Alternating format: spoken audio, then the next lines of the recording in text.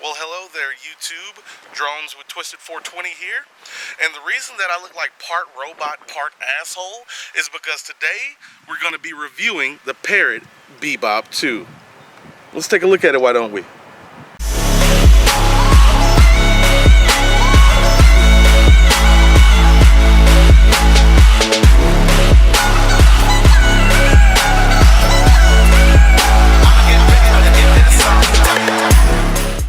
Well, alright folks, here we are with the Parrot Bebop 2, Parrot's latest and greatest.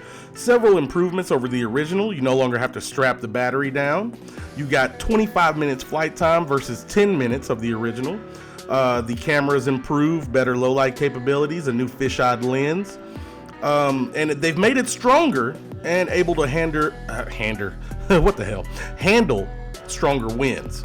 Up to 42 miles per hour. The thing can get it too. It's pretty fast. Gets up to 40 miles per hour. And it's a pretty stable, nice little drone. $550 for just the drone and a battery and 8 props. Or $800 for the Parrot Bebop 2 and the Sky Controller Black. You get into $800, you're talking DJI unique territory. But at $550, I feel it's a great starter drone. One thing that appealed to me initially is I didn't know how to work the sticks too great as a pilot, and you could use your phone as the controller, and that really appealed to me. And I enjoyed it initially, but now that I know how to fly, I appreciate the Sky Controller even more. But yeah, it's not a bad little drone to start out on, people. But better yet, let's see what makes this thing tick. Let's go ahead and get into it. Just a quick look at the packaging here. Very nice, professional, pretty much let you know what's going on here. 14 megapixel camera, 25-minute flight time. Very nice presentation. Let you know about the flight plans and all the other data that's recorded. And then they show you, hey, you can use it with your phone. Have no fear. It's all good over here. But things are not as they were, of course. But it came with 8 props, a charger for the battery, a battery. You have a few European and different plugs and adapters. I'm using the US version, of course. But basically, you had your drone in here, 8 props, micro USB cord for connecting to your computer in case you want to get the files off of there, and a nice little lens cover for the front. Not bad, not bad. You get a pretty decent amount of stuff for the $550 that this costs. Overall, pretty decent. But yeah, that's the packaging, people. One thing I did forget to mention is it has 8 gig built-in memory, not expandable. You're good for about 50 minutes of video, which isn't too bad, but it would have been nice to get an option to upgrade the memory somehow. It is pretty easy to transfer all the footage or pictures straight from the device to your phone, so that's not bad. That's not too bad. Something else that's pretty cool is this little sensor on the bottom. It keeps track of how close it is to the ground, so it's pretty easy for indoor flying if you're into that. Kind of a bigger drone to be flying indoors, but you can do it if you want to. Very stable. It hovers in place, not an issue. I like that about it. Here's a quick little size comparison. Here it is next to the Traxxas Aton. A little bit bigger on the Aton. Here it is compared to the Phantom 3 Advanced. Makes the Phantom 3 look big. Can you believe that? And last but not least, here it is next to the Q500 Typhoon. Yeah, that thing just dwarfs that poor little Bebop. Okay, now about the Sky Controller. I bought this used off a guy for $300. You could have got the Bebop 2 with the new Sky Controller Black, which is just blacked out, and there's a few button spot changes. But that whole package would have been $800. The Bebop 2 by itself is $500. I should have just got the whole package initially, but I picked this up later on down the line.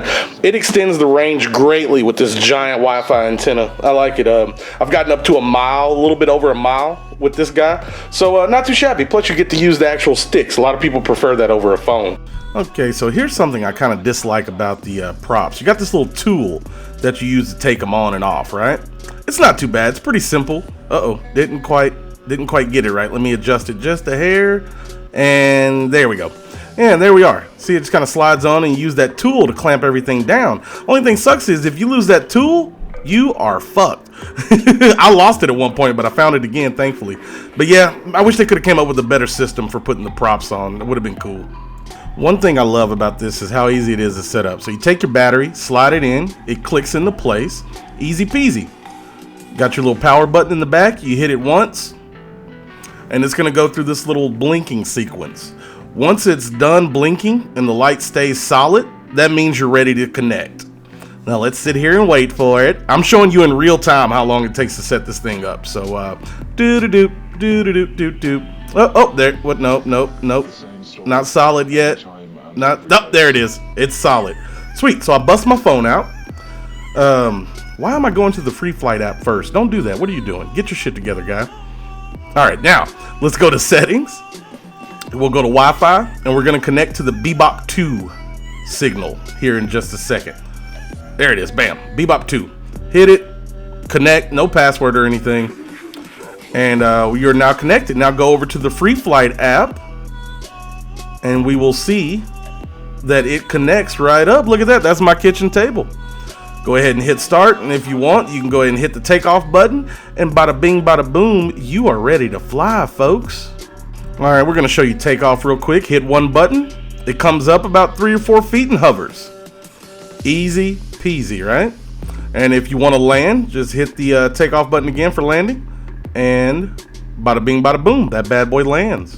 All right, here comes the boring part. The app, the Free Flight 3 app. Here we are. I'm going to hit settings. I'm sitting in the house using it outside.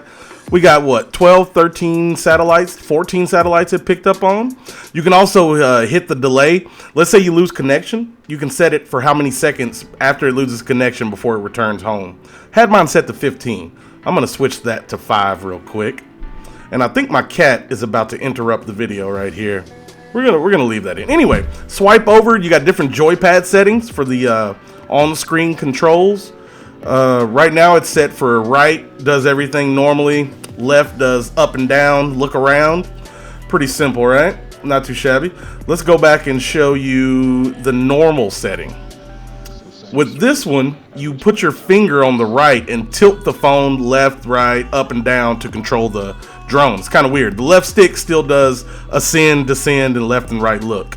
Uh-oh, looks like I almost disconnected there. Let's get back in there. Hold on a sec. Okay, so cool. Let's get back in the settings. We'll swipe over. We looked at the controls. Oh yeah, you got this one called Ace, where your right stick controls the camera, and the left stick still does its normal duties.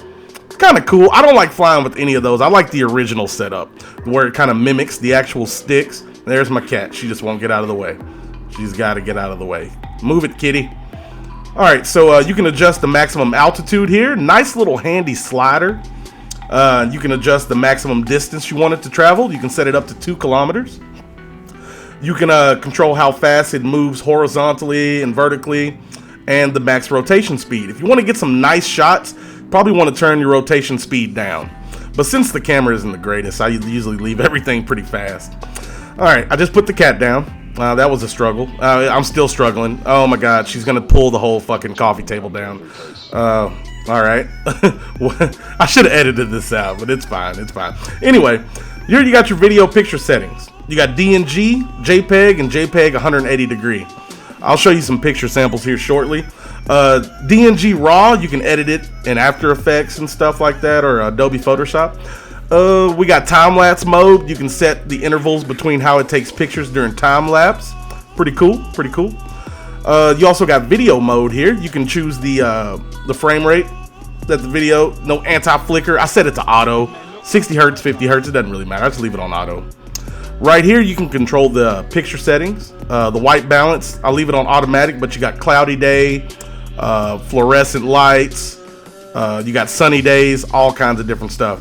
It really affects the white balance. Over here, we got exposure.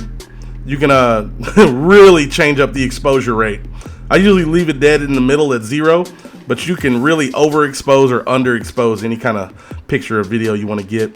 On the right, we have the contrast that you can adjust that up and down. There's a little bit of lag between what you do and what it shows up on the screen, but it's cool. Here we got the network settings. You can do different network settings like 2.4 gigahertz or 5 gigahertz. I leave it on auto and all. That way I make sure I get the most out of all my stuff. I used 2.4 when I used a Wi-Fi repeater once. Here's a lot of info about the motors. You can see that all 4 motors are okay. Software. I've put in 4 hours of flight time on this thing. No shit. That's crazy. Software info, everything you need to know. 89 flights total on it. Shows you your software, firmware, all your hardware, everything you need to know, basically. See if everything's up to date, and then bam, back home. So yeah, that's pretty much it. You know what? We're gonna fly that bitch from inside the house. Let's see how this works. Let's see how it works. It's actually doing pretty decent. Little glitchy, but yeah, I'm sitting inside my house and flying that thing outside. Not too shabby, not too shabby. Look at that. That's kind of cool. In a minute, I think I'll play with the angle of the video. You got to use 2 fingers if you want to adjust the picture while flying on the phone. I think I'll try to do that in a second. And if you use 1 finger, you can actually control the drone just by sliding your finger around, as you're about to see. See, yeah, look. I was like, oh, whoa, wait a minute. Yeah, if you're dead in the center of the screen, you can mess with it. So I realized the error of my ways while I was flying inside. So I decided, let's go ahead and use 2 fingers and show people that, hey, you can actually control the camera right about here, if I'm not mistaken. Nope, I just landed it. Fuck it. But anyway, yeah, that's the app right there, people. Okay, cool. Ends up I redeemed myself. Yeah, here's how you do it. 2 fingers on the screen. You can look around, check things out. You can actually point the thing straight down, which is crazy that the camera does that. And then, yeah, if you want to just look at the ground and fly, that's an option. But that is very sketchy while flying from inside, I must say. But yeah, you want to adjust it back. You just use your 2 fingers and drag the camera around where you want it. Pretty cool stuff. Pretty cool stuff. One thing people are going to like about this little guy is that it does flips. You just hit a button. You got 4 different flips: front flip, back flip, right and left. You just pick what button you want, double tap the screen anywhere. Bam, that was a front flip. Yeah, and then you pick whatever else you want, double tap the screen. There's a back flip. Easy peasy. It's pretty fun. It's pretty fun doing the flips. We'll do a left to right here real quick. Zoop. Be careful doing it inside. Make sure you got it sitting up high, because I have banged the ground a few times, or the ceiling for that matter. But yeah, flips are fun, and you can do them pretty easy. All right, folks, we sat through all the boring stuff. Now we're looking at footage directly from the Bebop 2.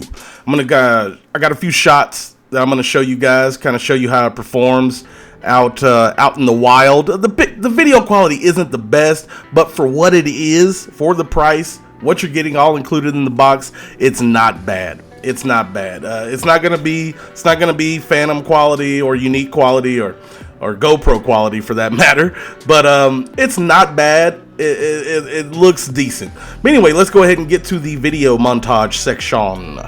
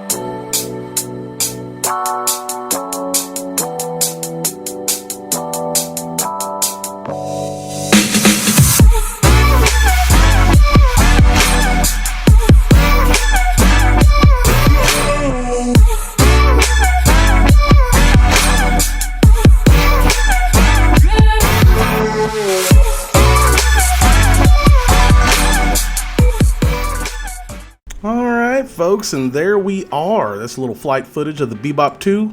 Overall, a pretty good drone, man. Like I said, the video quality isn't the greatest, but for what you're getting, it's not too bad. Now, for most hobbyists and so forth, you guys probably wouldn't bat an eye at the Bebop or anything from Parrot. But for people who want to get into it, just want to have a little bit of fun, be able to record video and take pictures, it's an option, and it's a pretty good option. It flies very smooth. It's pretty damn fast compared to some of the other toy grade drones. It's got a lot going for it for $550. A couple of things I don't like I said, the video, we've been over that enough. I don't like the little tool that you got to keep up with too for the props. If you lose that son of a bitch, you are out of luck. But other than that, man, I've crashed the thing, beat it up, put it through its paces, and it's stood the test of time. It's done well. Like I said, extra batteries are $50, new set of props are $10, and basically every single part on this drone can be replaced. And they have everything for sale on Parrot's website. But overall, as far as one of my first nicer drones, I gotta say I'm pretty satisfied with it, and I still enjoy playing around with it. It's fun to fly. You can do some flips, take some video. The built-in storage is a plus. Overall, not too shabby, people. And this was my first drone review. Hope you guys enjoyed, and I hope you learned a little bit more about the Parrot Bebop 2. Multiple more videos on the way, people. You guys stay tuned and stay sexy. I'm out.